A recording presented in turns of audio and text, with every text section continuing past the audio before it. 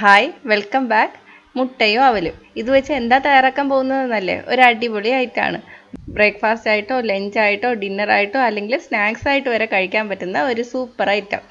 നല്ല ടേസ്റ്റുമാണ്, പെട്ടെന്ന് തയ്യാറാക്കി എടുക്കുകയും ചെയ്യാം. ബാച്ചിലേഴ്സിന് വരെ ട്രൈ ചെയ്യാൻ പറ്റിയ നല്ല സിമ്പിൾ റെസിപ്പിയാണ്. അപ്പം നമുക്ക് റെസിപ്പി എങ്ങനെയാണെന്ന് നോക്കാം.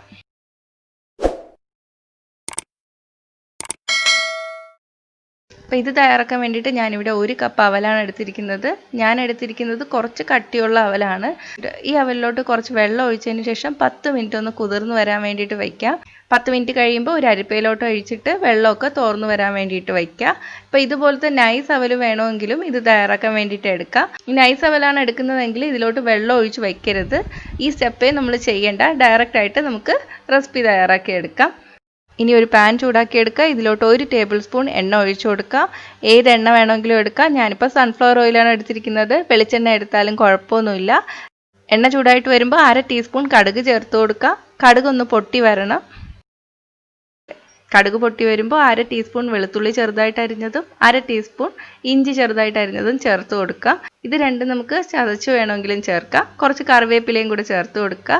ഇനി ഇതൊന്ന് വഴറ്റിയെടുക്കുക. ഇഞ്ചിയുടെയും വെളുത്തുള്ളിയുടെയും പച്ചമണമൊക്കെ ഒന്ന് മാറി വരണം.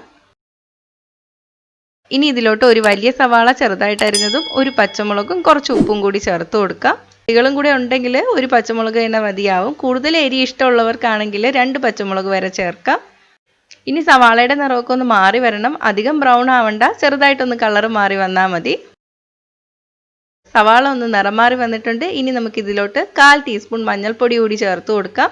30 സെക്കൻഡ് ഒന്ന് വഴറ്റിയെടുക്കാം. അപ്പോൾ ആ മഞ്ഞൾപ്പൊടിയുടെ പച്ച മണമൊക്കെ അങ്ങ് മാറി കിട്ടും. തീ മീഡിയത്തിലാണ് ഇട്ടേക്കുന്നത്.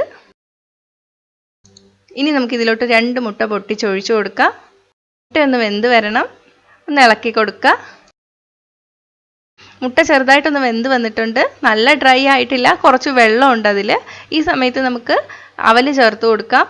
ഞാൻ നേരത്തെ കുതിർന്നു വരാൻ വേണ്ടിയിട്ട് വെച്ച അവലാണ്. വെള്ളം തുറന്നതിന് ശേഷമാണ് ചേർത്ത് കൊടുക്കുന്നത്. നിങ്ങൾ നൈസായിട്ടുള്ള അവലാണ് എടുക്കുന്നതെങ്കിൽ വെള്ളത്തിൽ കുതിർത്തി വെക്കേണ്ട, ഡയറക്റ്റായിട്ട് ഇപ്പം അങ്ങ് ചേർത്ത് കൊടുത്താൽ മാത്രം മതി. നന്നായിട്ടൊന്ന് ഇളക്കി കൊടുക്കുക. ഇനി ഇതിലോട്ട് 1/4 ടീസ്പൂൺ കുരുമുളക് പൊടി കൂടി ചേർത്ത് കൊടുക്കുക. കുറച്ച് ഉപ്പിൻ്റെ കുറവുണ്ട്, അതുകൂടി ചേർക്കുക.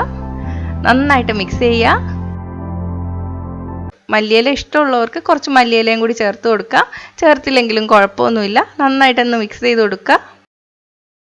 നമ്മൾ അവല് ചേർത്ത സമയത്ത് മുട്ട കുറച്ച് വേവാനുണ്ടായിരുന്നു. അതൊക്കെ വെന്തിട്ടുണ്ട്. നമുക്കിനി തീ ഓഫ് ചെയ്യാം. അപ്പോൾ സംഭവം റെഡി ആയിട്ടുണ്ട്. ഇനി നമുക്ക് സെർവ് ചെയ്യുന്ന ഡിഷിലോട്ട് മാറ്റാം. അപ്പോൾ സിമ്പിൾ അല്ലേ, ബാച്ചിലേഴ്സിന് പോലും പെട്ടെന്ന് തയ്യാറാക്കി എടുക്കാം. ഇത് നമുക്ക് ലഞ്ചായിട്ടോ ബ്രേക്ക്ഫാസ്റ്റ് ആയിട്ടോ അല്ലെങ്കിൽ ഡിന്നറായിട്ടോ അല്ലെങ്കിൽ സ്നാക്സ് ആയിട്ടോ വരെ കഴിക്കാം. കുട്ടികൾക്കും വളരെ ഇഷ്ടമാവും. തിരക്കുള്ള ദിവസങ്ങളിലൊക്കെ നമുക്ക് ഓഫീസിലോ അല്ലെങ്കിൽ കുട്ടികൾക്ക് സ്കൂളിൽ കൊടുത്തുവിടാനൊക്കെ പറ്റിയ ഒരു റെസിപ്പിയാണ്. അപ്പോൾ എന്തായാലും ഒന്ന് ട്രൈ ചെയ്ത് നോക്കുക. നിങ്ങളുടെ അഭിപ്രായം കമൻറ്റ് ചെയ്യുക. ഇഷ്ടമായെങ്കിൽ ലൈക്ക് ചെയ്യുക, ഇഷ്ടപ്പെട്ടില്ലെങ്കിൽ ഡിസ്ലൈക്കും ചെയ്യുക. നിങ്ങളുടെ പ്രിയപ്പെട്ടവർക്ക് ഈ റെസിപ്പി ഷെയർ ചെയ്തും കൊടുക്കുക. കൂടുതൽ റെസിപ്പികൾക്കായിട്ട് ചാനൽ ഇതുവരെ സബ്സ്ക്രൈബ് ചെയ്യാത്തവർ സബ്സ്ക്രൈബ് ചെയ്യാൻ മറക്കല്ലേ. അപ്പോൾ അടുത്ത നല്ലൊരു റെസിപ്പി ആയിട്ട് കാണാം. ബൈ.